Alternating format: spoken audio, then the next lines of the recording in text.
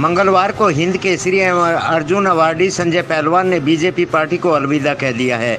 उन्होंने 1998 में कांग्रेस पार्टी को ज्वाइन किया था। वर्ष 2000 में उन्होंने कांग्रेस पार्टी से विधानसभा का चुनाव लड़ा था।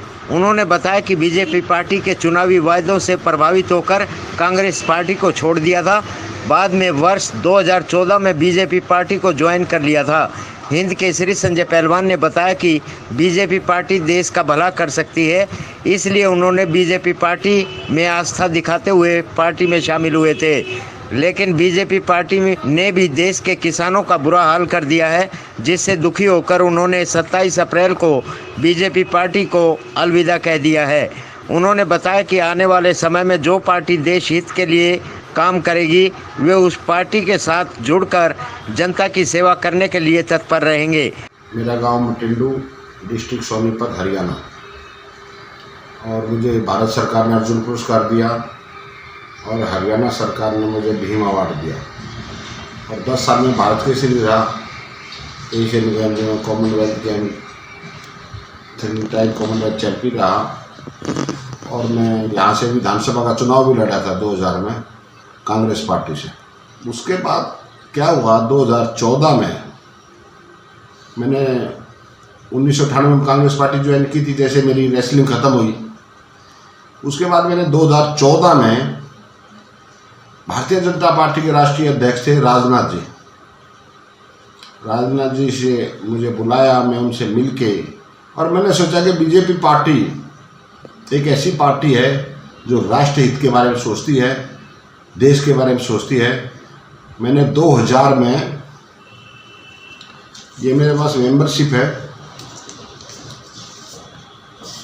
मैंने 2014 में 7वें महीने में मैंने बीजेपी का मैं मेंबर बन गया 2014 में।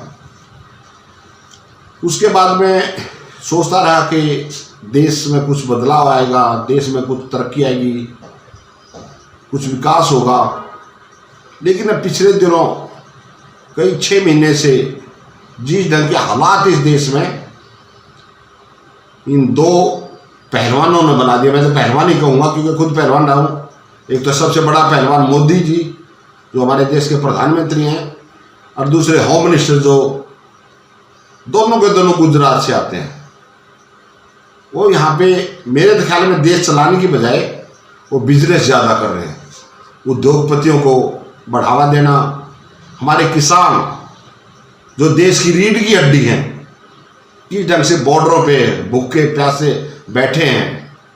जिस दिन किसान ने ये सोच लिया कि मैं अपना पैदावार किसी को भी नहीं दूंगा, ना दूध दूंगा, ना घी दूंगा, ना चावल दूंगा, ना दाल दूंगा, ना गेहूँ दूंगा, उस दिन देश का क्या हाल होगा। और ये देश का प्रधानमंत्री खुद रैलियां करता है, वहाँ पे कोरोना नहीं होता।